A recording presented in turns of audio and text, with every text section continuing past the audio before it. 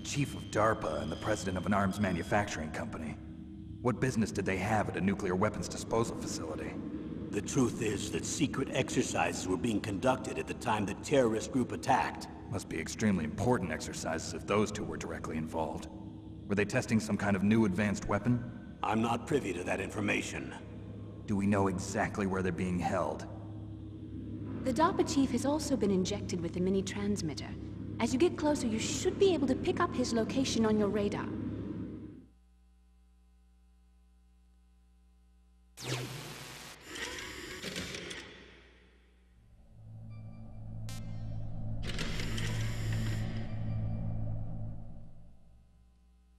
Do they really have the ability to launch a nuclear missile? They say they do. They even gave us the serial number of the warhead they plan to use. Was the number confirmed? I'm afraid so. At the very least, they've got their hands on a real nuclear warhead. Isn't there some kind of safety device to prevent this type of terrorism? Yes. Every missile and warhead in our arsenal is equipped with a PAL, which uses a discrete detonation code. PAL?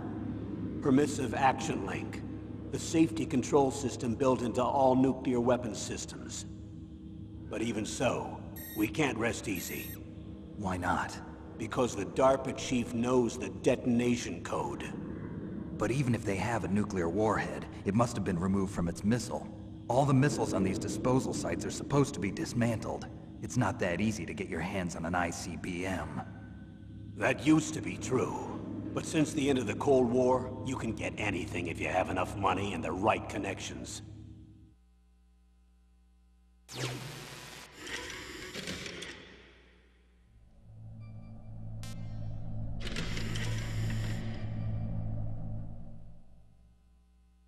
How well armed are these terrorists?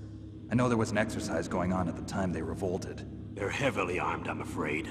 What about their battle experience? The 6 members of Foxhound in charge are all hardened veterans. They're tough enough to eat nails and ask for seconds. I wouldn't expect anything less from Foxhound. The others are next-generation special forces. They're not your average grunts either.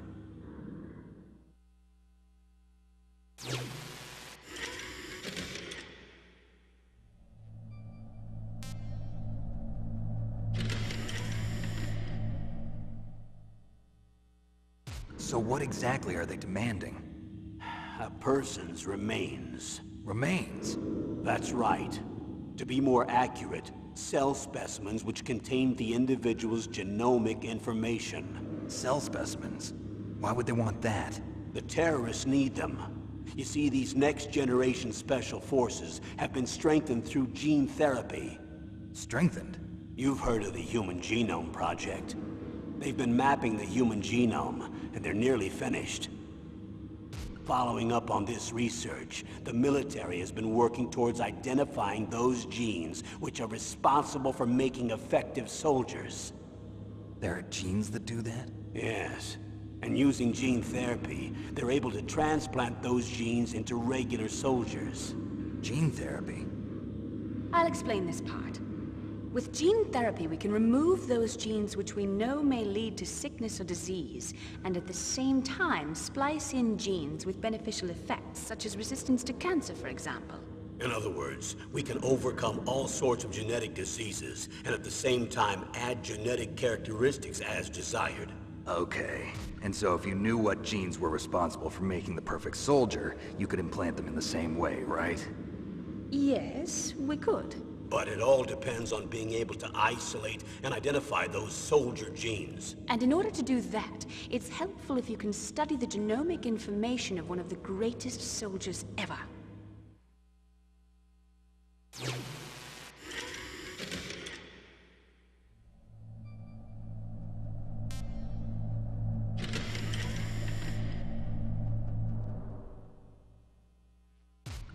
One of the greatest soldiers ever? The man they call the greatest warrior of the 20th century. You don't mean Big Boss. That's right. We've been working feverishly to identify the genes responsible for his incredible combat skill. So far, we've discovered about 60 of the so-called soldier genes. So his body was recovered after all. Yes, and his cells have remained frozen in a cryo chamber. His genomic information is a priceless treasure to mankind. Priceless to the military, perhaps. His body was burned severely, but it was possible to restore his DNA profile from just a single strand of his hair. You people are amazing. And then you're gonna transplant those genes into soldiers? Yes. We'll use a process that I discovered called gene targeting. The strongest soldiers don't become what they are by acquiring their skills through training or experience. We now know that hereditary factors are far more crucial for creating superior soldiers. Snake, we can't give them his body. It's potentially more dangerous than all the nuclear warheads on that island put together. I hear the terrorists are calling themselves the Sons of Big Boss. The Sons of Big Boss?